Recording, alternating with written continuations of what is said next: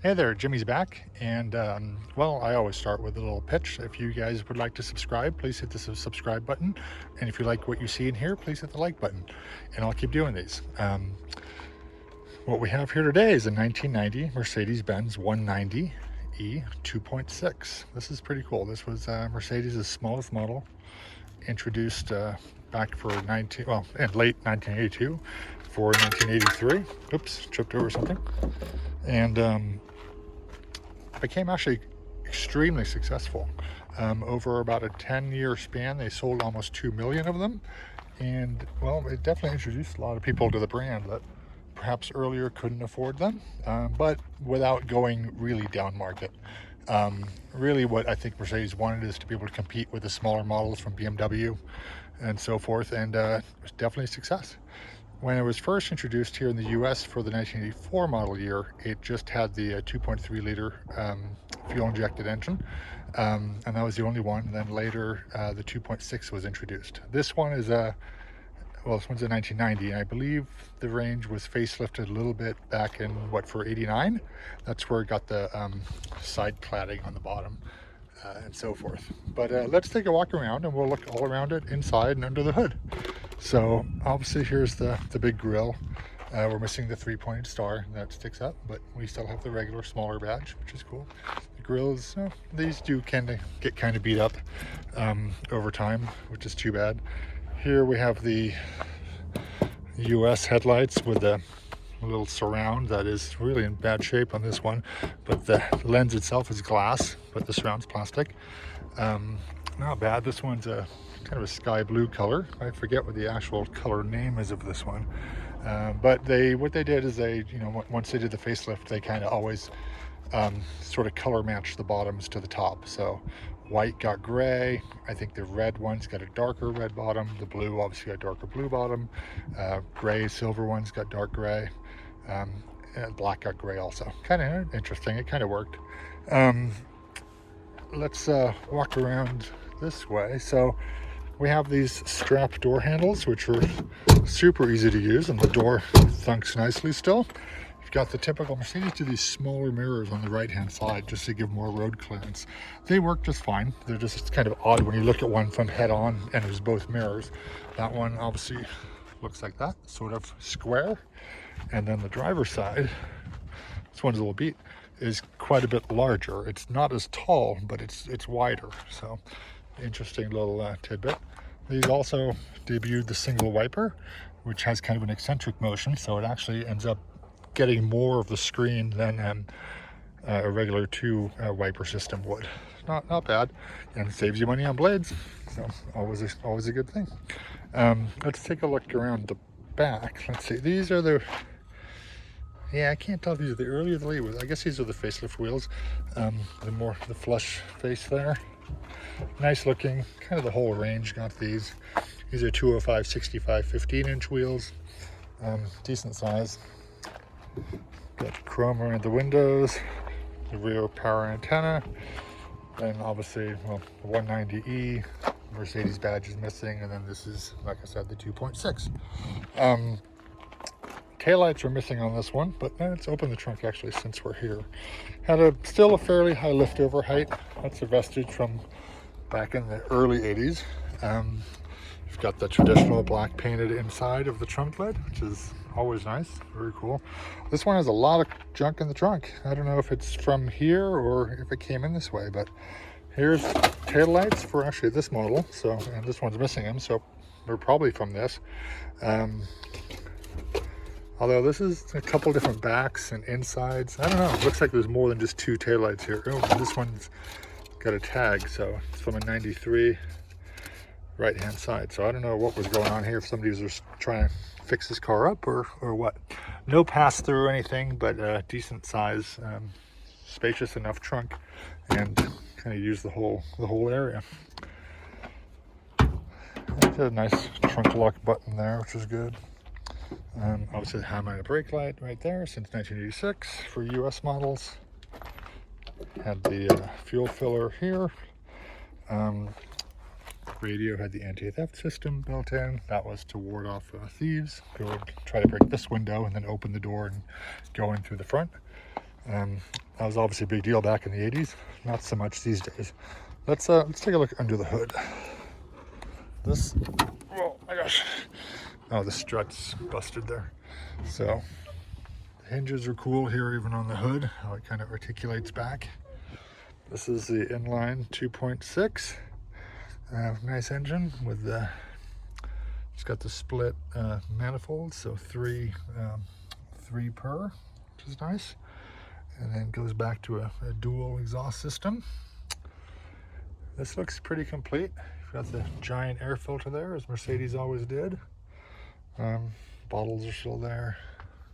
Strut mounts. And this is where the battery went. That's interesting. There's a battery cable clamp or cable back there in the package still. Then this one, I've got to walk around here. Let me walk around. I don't know what engine this is for, but it's not from this car. So this is, oh, that's interesting. They've got some, let me do this. Let's see if I can hold on to, hang on one second, let me change my grasp. There we go. This is kind of weird. They've got some baggies here from the Mercedes-Benz dealer. It's like parts were in here. So what do we have? Let's take a look. I don't know what the parts are, obviously, right offhand, but here's the part number A12446214775. Does that mean it's from the W124? Not quite sure, but maybe. And then item A12446222823. Not sure what those parts are, but they came from Mercedes-Benz of Littleton, which is just south of here. So somebody's obviously trying to make something work here with parts, or was, and apparently unsuccessful. Oh, look what I just found. This is cool. Here we go. Oh, there it is. There's the 3-pointed star. That is cool. All right, let's see if we can put that bad boy back in, just so this thing looks presentable. Pop it in. Oh, look at that. Are we backwards? Oh, here we are. There. Oh, sorry, wasn't focusing. Let's pop that in. There you go. Now it's complete again. Let's move that. Look at that. That is how a Mercedes-Benz should look. Perfect. Oh yeah. Like new. Showroom fresh. Well, except for this. Don't never mind this. I'll buff out. Anyway, let's take a look inside. Let's look in the back first. I'll look in the back. Our owner was part of the Nature Conservancy. Very cool. Always good to support. Look at these door panels. These are, it looks like one big piece of plastic, but this is a little bit soft. This is much softer. So it's kind of, it's a one-piece molding, but with different density foam behind it. It's kind of slick. That's interesting. And this is a separate piece, a slightly different color, but it matches good. Quality latch gear up there, lock buttons, power windows, no pockets or anything, but you do have these pockets behind the front seats. Again, these hard backs on the seats. Seats are MB Techs, looking fantastic condition. It's kind of a grayish, bluish color here. Fold down armrest, no cup holders. And then here we have the compartment where the first aid kit would have been, but not anymore, it's gone. Seat belts on the back, obviously. Had a dome light back there. Very nice woven headliner, huge grab handles, beautiful, big sunroof. Not bad. What's on the floor? Look at this. We've got a Bosch fuel filter, probably for this car, made in Bulgaria. So at least it's a German company. Maybe they had a starting issue, and then this is steering column lock. Something must have happened to this one. Interesting. I don't know. It's always interesting seeing what you find in these cars, along with the cars themselves. So let's take a look at the driver's section. All right, so front door panels, much like the old one. It looks like you had a cup holder mounted there. The Germans weren't very big on cup holders back then. You've got the power seat here this is for the headrest, seat back, seat cushion. You've got the manual adjuster for the mirror, but again, not on the passenger side. So you got that's power down here. Let's see, headlight switch, vents, open, close. That's lighting. What is that lighting for? Cabin lighting? I don't really know. The gauges, this one did 197,546 miles before it gave up the ghost. Beautiful instruments on Mercedes, premium unleaded fuel only. It's got everything you need. It's all legible, wonderful. Then in here, antenna up, antenna down. defroster, more vents, fans, 1, 2, 3 max. Love these dials. Just dial up whatever temperature you want, which when you have an auto, you dial it down and it also increases the fan speed automatically, which is cool. This has the old Fisher box for the to hold tapes, aftermarket Pioneer radio, and then this ashtray looks like it can't, oh, it's out somehow, so I don't know how it goes back in. Under there are switches for the windows, the single power mirror, hazard lights, and then 4-speed automatic. Armrest that folds down, but no cubby or storage. Then over here, not bad. Nice little glove box with 2 little cup rests, not for use in motion. And obviously an airbag here. No airbag on the passenger side. But let's see how, oh, this is, let's see what this says. Airbag something, 12/1999. I guess either it was redone or that's when it should be. Let's see, attention, replacement date, 12/1999. So apparently it was replaced.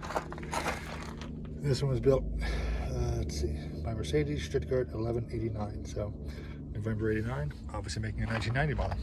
So 32 years old now? Cool. Oh, that is solid. Listen, let's just listen again. And again. Love it. That's so key. That's what they should. Every door in every car should sound like that. Love that. But yeah, that was the 1990 Mercedes-Benz 190e 2.6 in blue. And again, if you liked what you saw, please do subscribe and like, and we'll keep doing these. Thank you. Bye-bye.